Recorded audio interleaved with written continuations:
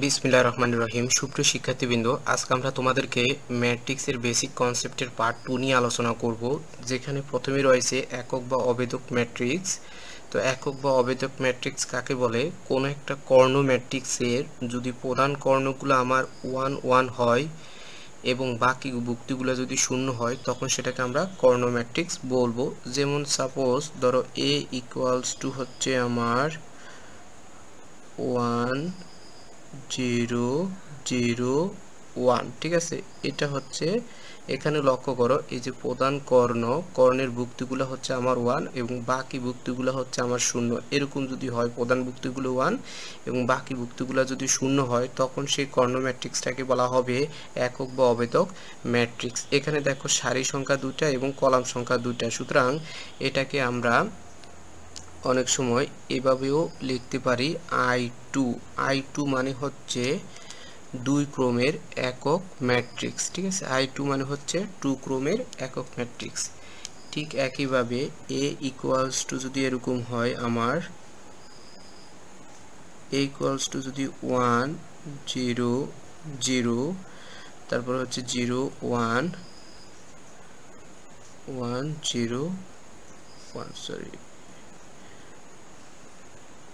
এখানে লক্ষ্য করো, আমার এই যে প্রধান কর্ণের যে ভুক্তিগুলা রয়েছে, সেই প্রধান কর্ণের ভুক্তিগুলা ছাড়া বাকি ভুক্তিগুলা হচ্ছে আমার কত? 0 করে। সুতরাং এটা হচ্ছে একটা একক বা অবেদক ম্যাট্রিক্স এবং এখানে 3টা সারি 3টা কলাম রয়েছে। সুতরাং এটা ইকুয়ালস টু, আমরা এটা লিখতে পারি, এটা ইকুয়ালস টু লিখতে পারি I3, অর্থাৎ 3 ক্রমের একটি একক ম্যাট্রিক্স। লক্ষ্য করো, এরপরে আমরা আলোচনা করব শূন্য ম্যাট্রিক্স। শূন্য ম্যাট্রিক্স কাকে বলে? শূন্য ম্যাট্রিক্স হচ্ছে যে কোনো ম্যাট্রিক্সের সকল ভুক্তিগুলা যদি শূন্য হয়, তখন তাকে শূন্য ম্যাট্রিক্স আমরা বলবো। সাপোজ A ইকুয়ালস টু যদি এরকম হয়, আমার 0 0 0 0, এখানে লক্ষ্য করো, এই A ম্যাট্রিক্সটার আমার সকল ভুক্তিগুলা হচ্ছে শূন্য।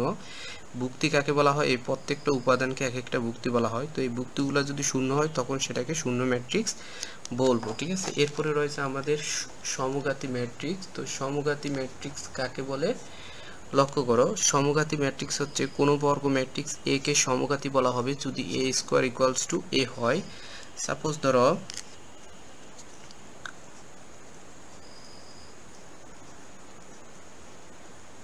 তোমার একটা ম্যাট্রিক্স A ইকুয়ালস টু ধরো সাপোজ 2 1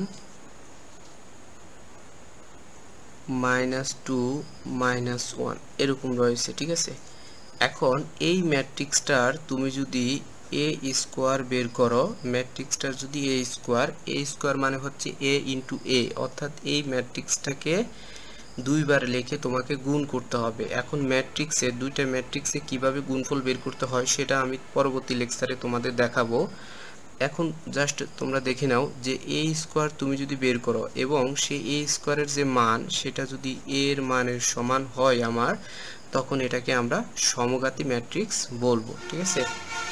এরপরে রয়েছে তোমার শূন্যঘাতী ম্যাট্রিক্স। তো শূন্যঘাতী ম্যাট্রিক্স কাকে বলা হয় একটু লক্ষ্য করো, যে কোনো বর্গ ম্যাট্রিক্স A কে শূন্যঘাতী ম্যাট্রিক্স বলা হবে যদি A to the power n equals to 0 হয়, যেখানে n হচ্ছে সর্বনিম্ন ধনাত্মক পূর্ণ সংখ্যা এবং n বিলংস টু হচ্ছে ক্যাপিটাল N, অর্থাৎ n এর মান শুধু স্বাভাবিক যে সংখ্যাগুলো রয়েছে সেগুলা হতে হবে।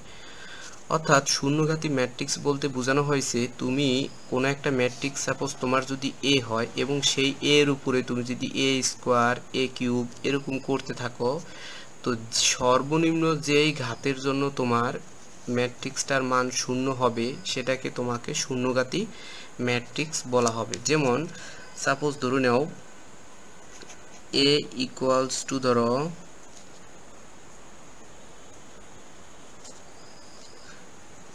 2 -2, তারপর হচ্ছে 2 -2, এরকম একটা ম্যাট্রিক্স রয়েছে।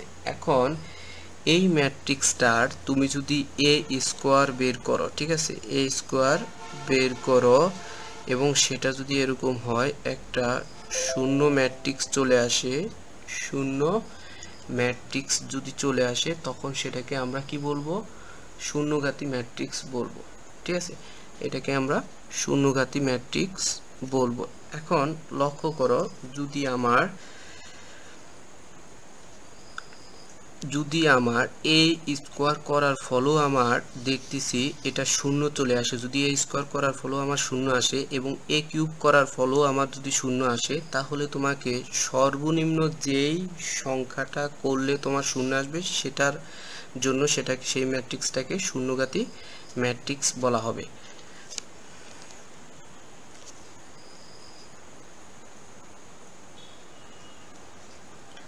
এরপরে লক্ষ্য করো, আমরা অবেদঘাতী ম্যাট্রিক্স নিয়ে আলোচনা করব। তো অবেদঘাতী ম্যাট্রিক্স হচ্ছে যে কোনো বর্গ ম্যাট্রিক্স এ কে অবেদঘাতী ম্যাট্রিক্স বলা হবে যদি এ স্কোয়ার ইকুয়ালস টু আই হয়, অর্থাৎ কোনো একটা ম্যাট্রিক্স যদি এ হয় এবং তার উপরে স্কোয়ার করার ফলে সেটা যদি একটা আইডেন্টি ম্যাট্রিক্স অর্থাৎ একক ম্যাট্রিক্স হয়ে যায়, তখন সেটাকে আমরা অবেদঘাতী ম্যাট্রিক্স বলবো। সাপোজ তোমার এ ইকুয়ালস টু 2 3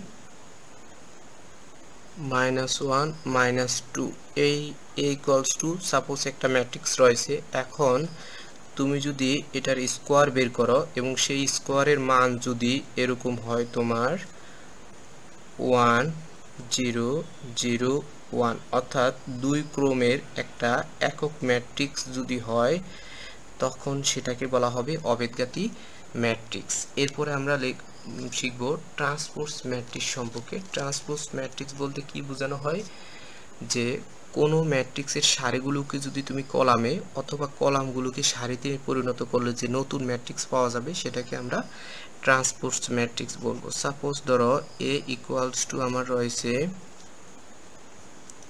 5 6 9 3 2 1 7 0 6।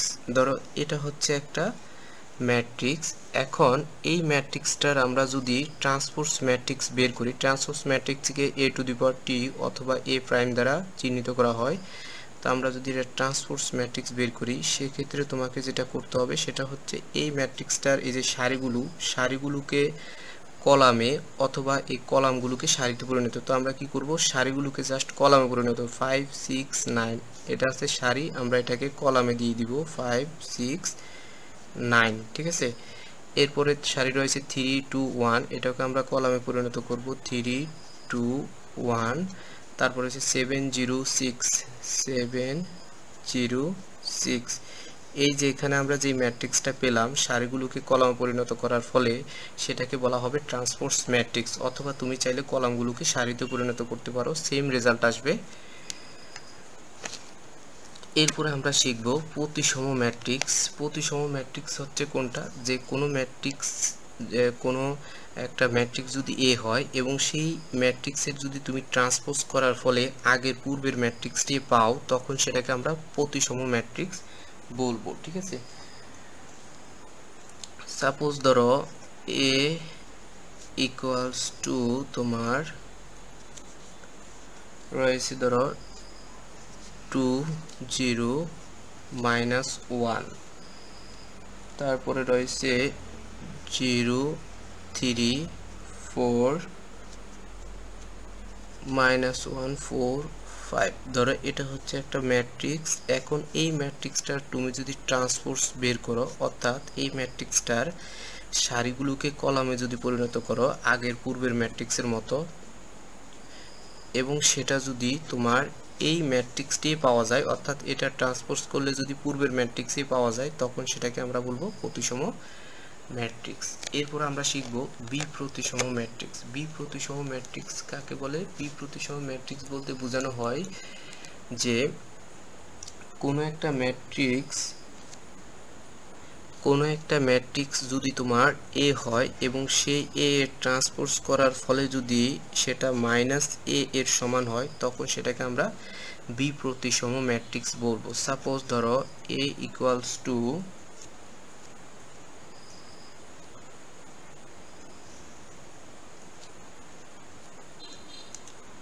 0 1 -4, তারপর হচ্ছে -1 0 3, তারপর হচ্ছে 4 -3 0। ধরো এটা হচ্ছে একটা ম্যাট্রিক্স। এখন এই ম্যাট্রিক্সটাকে বি প্রতিসম বলা হবে যদি এটা ট্রান্সপোজ করার ফলে সেটা -a এর সমান হয়, তখন সেটাকে আমরা বি প্রতিসম ম্যাট্রিক্স বলবো। সাপোজ যেমন আমি তোমাদেরকে দেখাচ্ছি এটা যে আসলে বি প্রতিসম ম্যাট্রিক্স হয় সেটা কিভাবে হয়। তো আমরা প্রথমে কি করব, এই ম্যাট্রিক্সটার ট্রান্সপোজ ম্যাট্রিক্স বের করব, অর্থাৎ সারিগুলোকে কলামে পরিণত। তো প্রথম সারি রয়েছে 0 1 -4, এটাকে আমরা কলামে পরিণত করলে 0 1 -4, পরের সারি হচ্ছে -1 0 3, তাহলে -1 0 3, তারপর হচ্ছে 4 -3 0 4 -3 0। এখন লক্ষ্য করো এখান থেকে যদি আমরা একটা মাইনাস কমন নেই, ঠিক আছে, একটা মাইনাস যদি কমন নেই সেক্ষেত্রে কি হবে, এখানের এটা হবে 0 আর এই মাইনাসটা হয়ে যাবে +1 আর এই +4 হয়ে যাবে -4, আর এখানে +1 হবে -1 0, মাইনাসটা হবে +3 -4 হবে +4 3 হয়ে যাবে -3 0।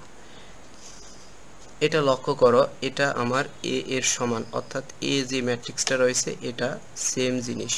সুতরাং আমরা এখানে লিখতে পারি, কি লিখতে পারি, আমরা এখানে লিখতে পারি